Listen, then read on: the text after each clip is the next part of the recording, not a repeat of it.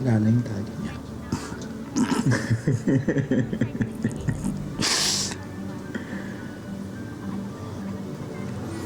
Ano ba? Dito nakakain. Gising pa yung iba.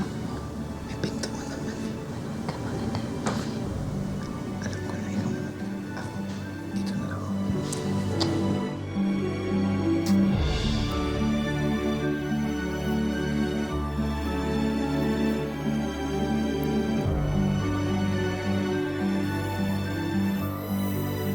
Hello, Ma. Kailan ko po makikilala si Papa?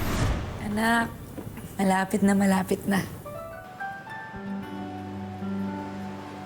Ay, Lydia, huwag mong pinapaasa tong apo ko, ha? At sino naman yung lalaking yan? Baka mabudol-budol ka na naman, ha?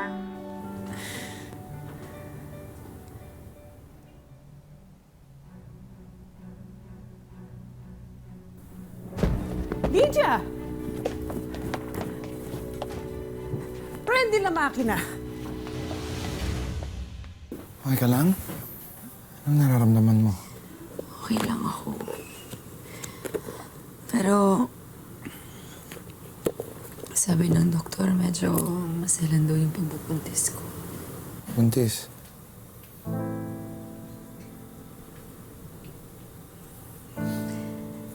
Sabi ko na nga ba, hindi ka rin matutuwa eh. Katulad ka rin nila. Lydia, magkaka-baby tayo. Masaya ka. Magkaka-baby tayo. Ako pa. Paano kung bumalik ka muna sa Pilipinas? Magpahinga ka doon. Mahalagaan ka. Eh, Joel, paano yung trabaho ko? Di ba may kontrata pa ako? Maiintindihan ka ng amo mo. Yung visa mo, multiple entry, di ba? Oo. Ang dami-dami kong racket. Hindi magiging problema para sa atin ang pera. Alam mo, totoo. Takot ako eh. Takot ako baka maulit-ulit yung nangyari noon.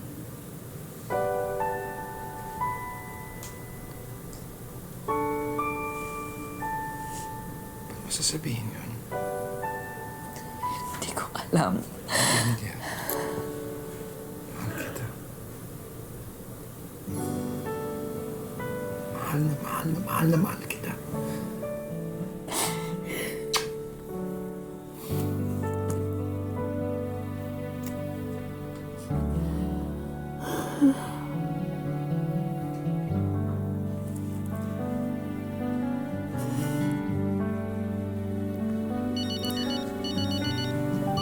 Vilma, Kliyente, kaya ko ng script sa labas. Babalik ako.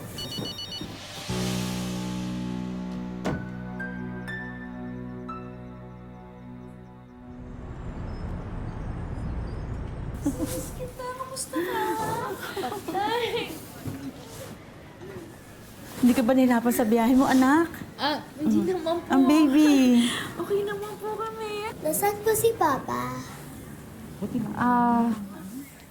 Anak, nandun pa siya eh. Ako lang muna, ha?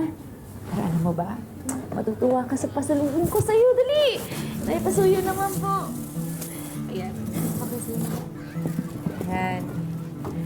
1, 2, hey! Wow, ganito yung sa kaklase ko! Talaga? Naku, alam mo ba? Kami pang dalawa ni Papa Joel ang bumili niyan para sa'yo. Salamat po. Ikaw pa ba, anak? Kahit ano para sa'yo. Papo, oh. Sa panis ka. Nay, teka. Natawagan ko lang po si Joel. Sige, anak. Bigyan ako muna ito. Ang dami pa sa lubo ni Mama. Aputin naman ito, apo. Oh. Ito, wow. Isa ito. Ako parang wala yata para sa akin. Puro sa ito. Nagustuhan ba niya? Mabuti. Magpapadala ako ng pera next week, ha? Ben, mauna na ako. Wala pa ako sunduin. Mag-ingat kayo. Di sumasagot si Papa. Anak? Baka busy lang. May kliyente pa siguro. Kasi nagtatrabaho pa si Papa eh. Papa talaga? Alam mo ba, mamaya na lang natin siya tawagan ulit, ha? Tingnan mo na natin yung ibang pasalubong mo. Madami pa yan!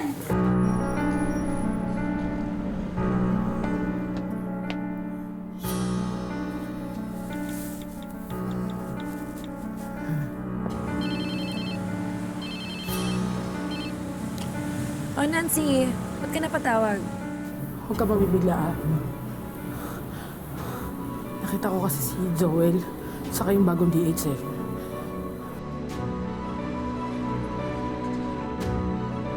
Nang makarating kay Lydia ang pangangaliwa ni Joel, nagplano siyang bumalik agad sa Italia para sorpresahin ang taksil na kasintahan.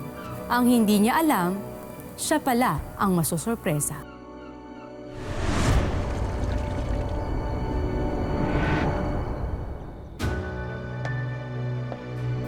Si Joel.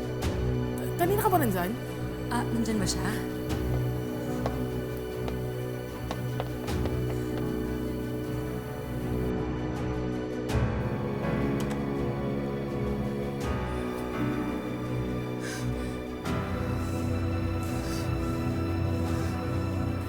Hayop kayo! Sino ka? Sino ka? Anong sino ka? Masama sa anak natin na mas stress. Sana inisip na lang kamong babae. Vincent ka! Sabi mo ako lang. Sabi mo ako lang. Iwan mo ako. Iwan mo ako. Tama na. Bitawan mo ako. Ako mag-explain dito.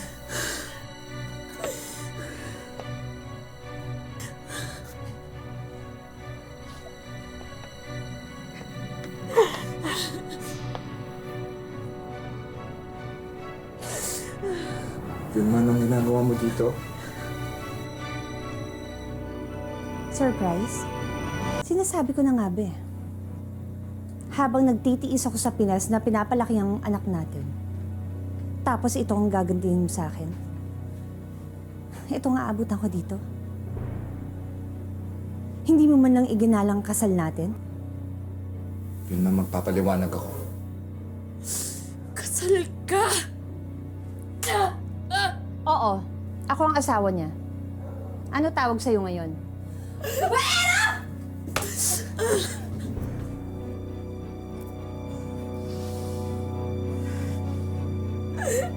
Huwag kang mag-alala. Disente akong klase ng babae. Disenteng babae rin ako. Disente naman ang tingin ng lahat ng kabit sa sarili nila. Kaya nga kinakaya ng konsensya niyong manloko. Maniwala ka sa akin, hindi ko alam na kasal ang hayop na to. Matagal na kaming kasal. Dalaga na nga yung kaisa-isa naming anak eh. Kung talagang disente ka, ikaw na mismo lalayo sa asawa ko. Babalik din agad ako ng Pinas. Pero ikaw wala ka nang babalikan.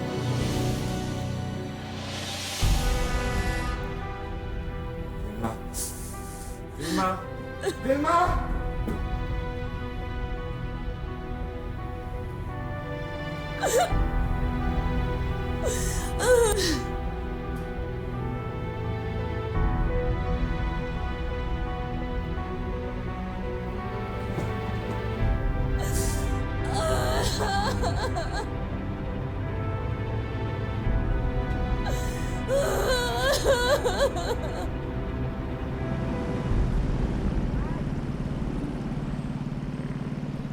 Bigo man ako sa pag-ibig, pinili ko pa rin ituloy ang pagbubuntis. Ang baby na ito ay isang blessing. Simula ngayon, ibubuhos ko na lang lahat ng pagmamahal ko sa aking mga anak.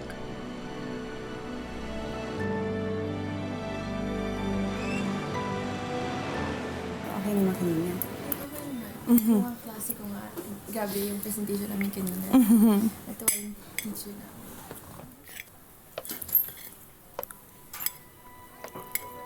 Emma. Lucy. Kumapit ka lang, kumapit ka lang.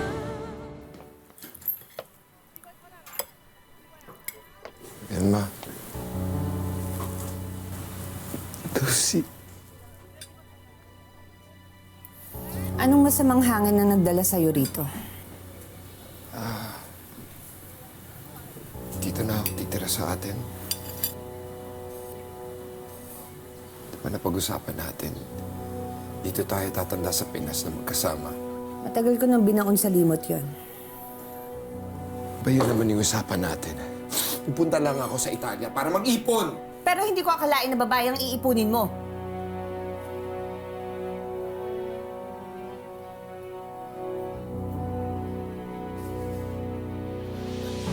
Paano mo nagawa sa amin yun ni Mama? Wala ba kaming halaga sa'yo kaya ganun mo na lang kami kabilis na ipagpalit? Hindi mo man lang ba naisip kung gaano makaka-apekto yung pambababae mo sa pamilyang ito? Sa akin. Sinira mo yung tiwala ko sa'yo. Anak, patawanan mo ako, anak.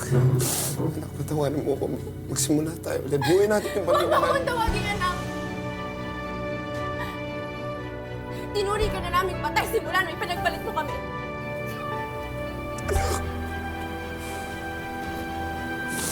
Anak, patawanan mo ako. Hindi ko sinasaktan kayo. Sige na, Joel. Umalis ka na. Wala ka ng lugar sa bahay na to.